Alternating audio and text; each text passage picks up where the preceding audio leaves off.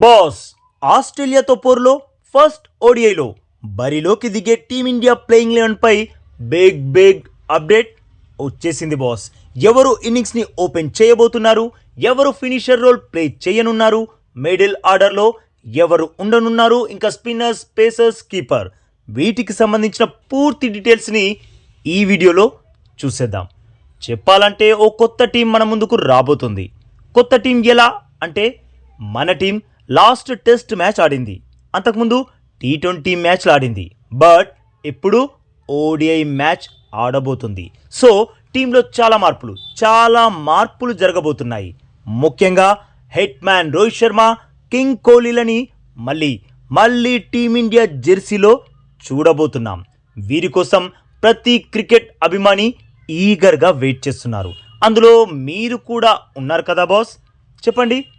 Okay, ఇక అస్సలు late చేయకుండా ఆసీస్తో ఫస్ట్ ఓడిఐలో టీమిండియా ప్లేయింగ్ 11 ఎలా ఉండబోతుందో మాట్లాడుకుందాం బాస్.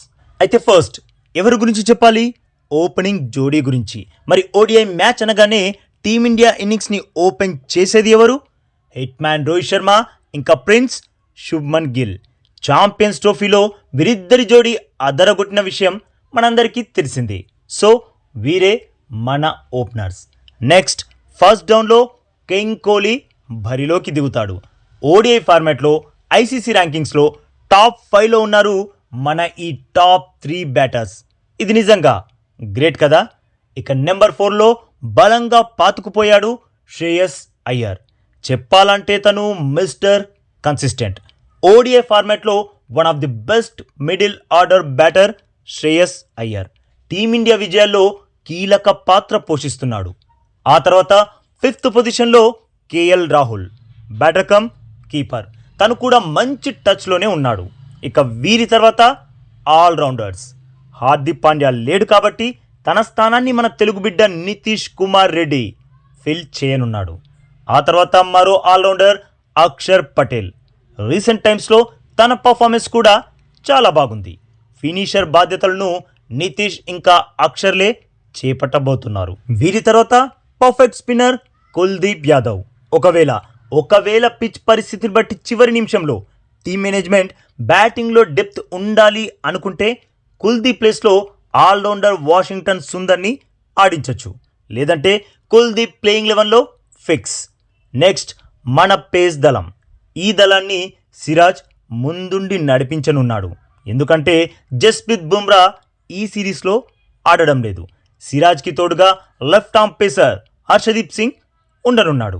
చివరి పేసర్గా అయితే హర్షిత్ రాణాని కానీ ప్రసిద్ధ్ కృష్ణాని కానీ ఆడించవచ్చు. చెప్పాలంటే మ్యాక్స్ హర్షిత్ రాణానే ఆడతాడు. అలా ఎందుకో మీకు కూడా తెలుసు. ఏంటి తెలియదా? హర్షిత్ రాణా కోచ్ గంభీర్కి ప్రియ శిష్యుడు కదా, అది మ్యాటర్. సో ఆస్ట్రేలియాతో ఫస్ట్ ఓడిఐలో తలబడే టీమిండియా ప్లేయింగ్ 11 99.99% ఇలానే ఉండబోతుంది.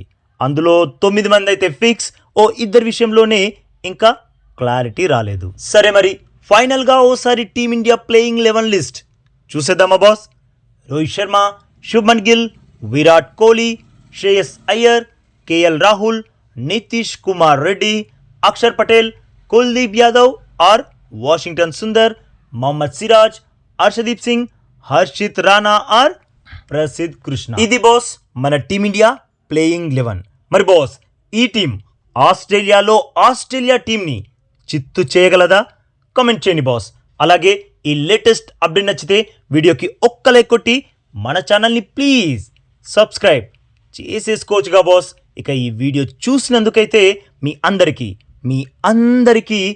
దిల్ సే థ్యాంక్ యూ బాస్.